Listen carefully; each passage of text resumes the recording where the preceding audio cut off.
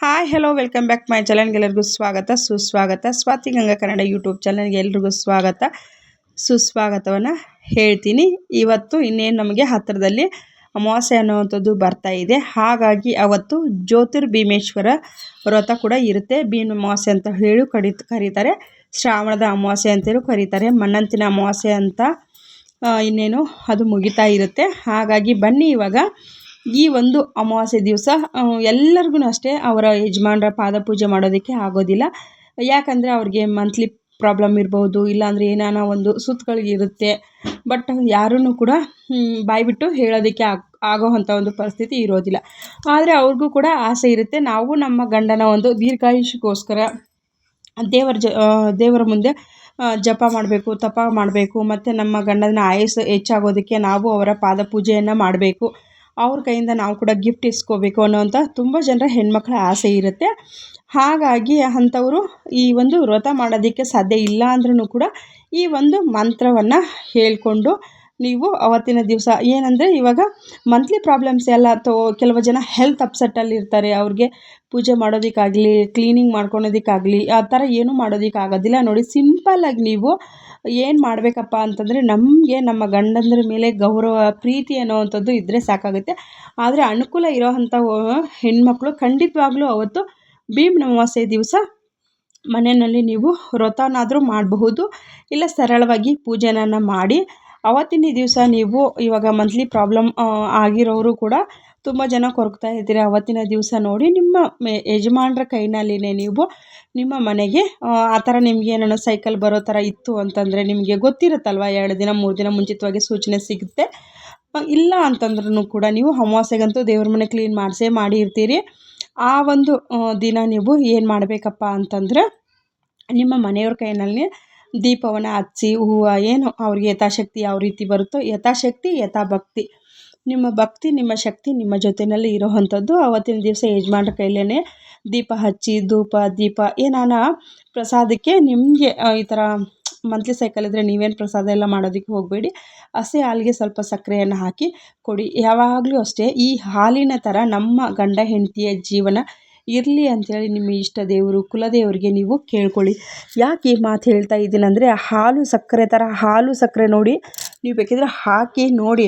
ಯಾವುದೇ ಕಾರಣಕ್ಕೂ ಅಷ್ಟೇ ಹಾಲನ್ನು ಸಕ್ಕರೆನ ಬೇರೆ ಮಾಡೋದಕ್ಕೆ ಯಾರೇ ಪ್ರಯತ್ನ ಪಟ್ಟರೂ ಕೂಡ ಅದನ್ನು ಬೇರೆ ಮಾಡೋದಕ್ಕೆ ಸಾಧ್ಯ ಆಗೋದಿಲ್ಲ. ಯಾಕಂದರೆ ಸಕ್ಕರೆಗೆ ಕರಗುವಂಥ ಒಂದು ಸ್ವಭಾವ ಇದೆ, ಹಾಲಿಗೆ ಅದ್ರ ಜೊತೆ ಬೆರೆಯುವಂಥ ಒಂದು ಸ್ವಭಾವ ಇದೆ. ಹಾಗಾಗಿ ಹಾಲು ಸಕ್ಕರೆ ಥರ ನಮ್ಮ ಜೀವನ ಯಾವಾಗಲೂ ಅಷ್ಟೇ. ನಾವಿಬ್ಬರು ದಾಂಪತ್ಯ ಯಾರ್ದು ಒಂದು ಮಾತು ಹೆಚ್ಚೇ ಬಂದರೂ ಒಂದು ಮಾತು ಕಮ್ಮಿ ಬಂದ್ರೂ ನಾವು ಇಬ್ಬರು ಗಂಡ ಹೆಂಡತಿ ಅನ್ಯೋನ್ಯವಾಗಿ ಬದುಕ್ತೀವಿ ನಾವು ಅಂಥೇಳಿ ವ್ರತ ಮಾಡೋರಾಗಿರ್ಬೋದು. ನಮ್ಮ ಕಡೆ ಉತ್ತರ ಕರ್ನಾಟಕದ ಕಡೆಗೆ ಈ ಭೀಮನ ಅಮಾವಾಸ್ಯೆ ಪಾದ ಪೂಜೆ ಎಲ್ಲ ನಾವೇನೂ ಮಾಡೋದಿಲ್ಲ.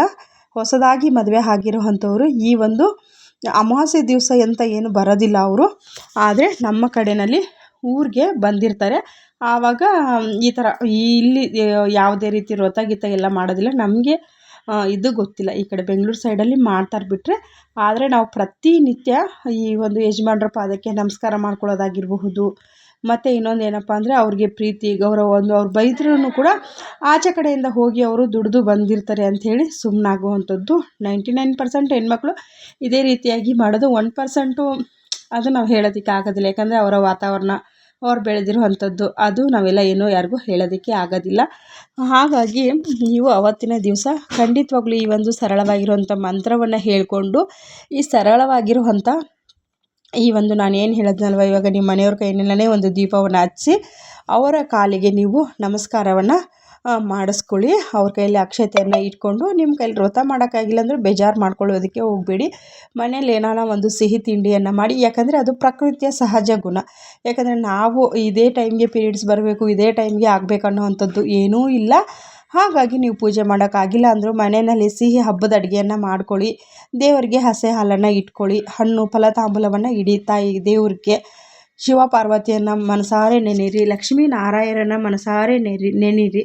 ನಿಮ್ಮ ಇಷ್ಟ ದೇವರು ಕುಲದೇವರು ನಿಮ್ಮ ಮನೆ ದೇವ್ರನ್ನೆಲ್ಲ ಒಂದು ಪ್ರಾರ್ಥನೆಯನ್ನು ಮಾಡಿಕೊಂಡು, ನಮಗೆ ಆಯುಷ್ಯು ಆರೋಗ್ಯ, ನನ್ನ ಗಂಡನ ಆಯುಷ್ಯು ಆರೋಗ್ಯ ಯಾವಾಗಲೂ ಸದಾಕಾಲ ನನ್ನ ಕುಟುಂಬ ನಗುತ್ತಾ ಇರಲಿ ಅಂಥೇಳಿ ಆ ಒಂದು ಭಗವಂತನಲ್ಲಿ ಕೇಳಿಕೊಂಡು ನಿಮ್ಮ ಮನೆಯವ್ರ ಕೈಯಲ್ಲಿ ಅಕ್ಷತೆಯನ್ನು ಕೊಟ್ಟು ನೀವು ಅವರ ಕಾಲಿಗೆ ನಮಸ್ಕಾರ ವ್ರತ ಮಾಡಿದ್ರೂ ಸರಿ, ಮಾಡಿಲ್ಲ ಅಂತಂದ್ರೂ ಸರಿ, ಅವ್ರ ಕೈಯಲ್ಲಿ ಅಕ್ಷತೆಯನ್ನು ಕೊಟ್ಟು, ಅಕ್ಷತೆ ಇಲ್ಲ ಅಂದರೂ ಹಾಗೆ ನಮಸ್ಕಾರವನ್ನು ಮಾಡಿಕೊಂಡು ಆವತ್ತಿನ ದಿವಸ ಗಂಡ ಹೆಂಡತಿ ಏನೇ ಒಂದು ಮಾತು ಬರಲಿ ಹೋಗಲಿ, ನೀವು ನಿಮ್ಮ ಯಜಮಾನ್ರ ಜೊತೆಗೆ ಖುಷಿಯಾಗಿ, ನಿಮ್ಮ ಹೆಂಡತಿರಿಗೂ ಅಷ್ಟೇ ಆಚೆ ಕಡೆ ದುಡಿದು ಬಂದರು ಅವ್ರಿಗೂ ಕೂಡ ಮನೆಯಲ್ಲಿ ಚಿಕ್ಕ ಚಿಕ್ಕ ಮಕ್ಕಳಿರ್ತವೆ, ಮನೆಯಲ್ಲೂ 108 ಕೆಲಸಗಳು ಅವ್ರಿಗೂ ಇರುತ್ತೆ. ಇಬ್ಬರು ಅಂಡರ್ಸ್ಟ್ಯಾಂಡಿಂಗಿಂದ ಹೋದಾಗ ಆ ಮನೆಯೇ ನಂದಗೋಕುಲ ಅಂಥೇಳಿ ನನ್ನ ಅಭಿಪ್ರಾಯ. ಈ ಒಂದು ಸರಳವಾಗಿರುವಂಥ ಮಂತ್ರವನ್ನು ಸಹ ನೀವು ಹೇಳ್ಕೊಳ್ಳಿ.